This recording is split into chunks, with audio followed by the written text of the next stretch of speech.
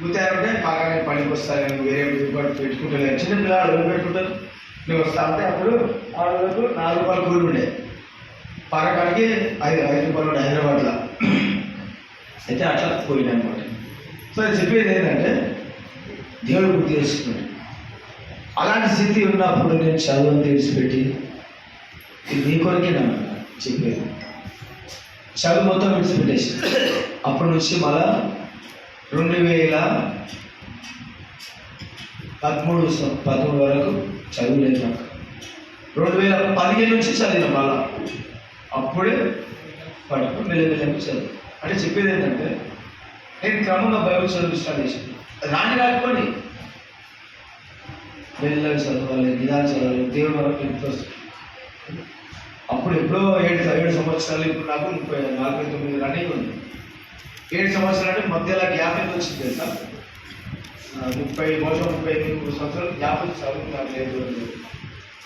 చెప్పేది ఏంటంటే నీవు క్రమంగా పరీక్షలు ప్రార్థన చేసి మొక్కరిచిన చూడు అద్భుతం చదువు. అయితే ఏమంటాడు ఇక్కడ? చదవాలి అలా చదవాలి. ఏం మాట 34. అయితే 1000 మంది కృప చూపుచు దోషమును అపరాధమును పాపమును క్షమించును కానీ ఆయన ఏమాత్రము దోషం నిర్దోషగా ఏం చేయాలంట? అన్ని క్షమిస్తాడు, పాపములు నిర్దోషం కానీ దోషం నిర్దోషంగా ఎంచాడు. ఎంచక 3-4 తరముల వరకు తండ్రుల దోషములను కుమారుల మీదికి. ఎవరి మీదికంట? తండ్రుల దోషం కుమారుల మీదికి. తరతరం 4 తరములు ప్రేమించే సోదరుడా, ఒకసారి ఆలోచించు. ఇంకా మన చిన్న మార్గలేదు. మన పిల్లలు బాగుండొద్దా? మనమే సుఖంగా ఉందామా? మన పిల్లలు బాగుపడాలంటే మనం చేయాలి, కొనియాడాలి, దేవుని సన్నిధి కొనియాడాలి. మనం పరీక్షించుకోవాలి, మనలో ఉన్న ఏది తీసేయాలి.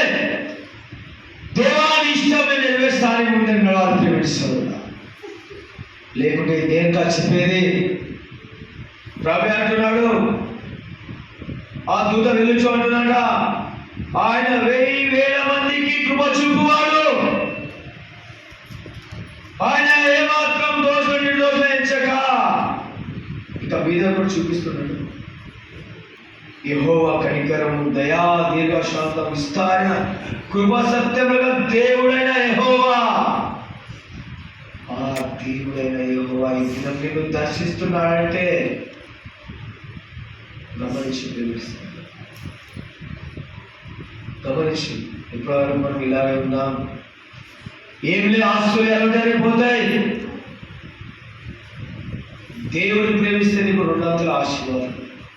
నిన్ను కాదు, నేను బిడ్డలని ఇచ్చేయబడతాను. ఎందుకంటే మేము చూసినాం వయసులో బిడ్డలు చనిపోయినప్పుడు, అయ్యో నేను తప్పు చేసిన హాస్పిటల్ లాగా గుండె కొట్టుకుంటే మరి తట్టుకోలేకపోయినట్టు అన్యులాలు. అయ్యా ఇది ముందే తెలిసింటే నేను కొట్టు కాపాడుకుంటున్నాను.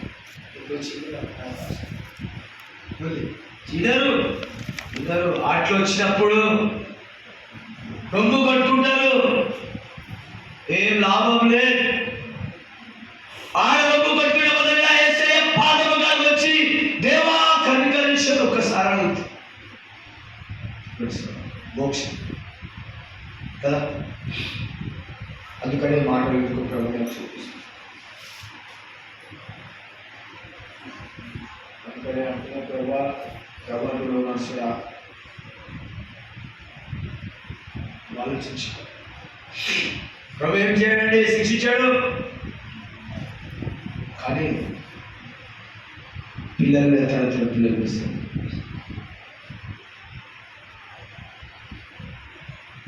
ఏమాత్రం దోష నిర్దోష ఎంచక ఎందుకు మాట్లాడాల్సి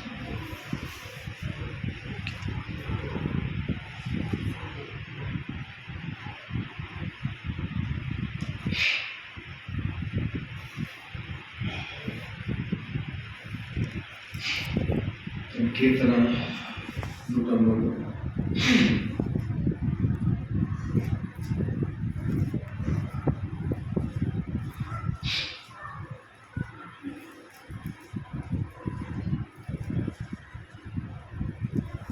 రెండు మూడు నాలుగు వచ్చిన నా ప్రాణమా ఏ ప్రాణం నీవు ప్రీతిగా ప్రేమించే ప్రాణం నిష్ఠులుగా ప్రేమించే ప్రాణం ఆ ప్రాణంతో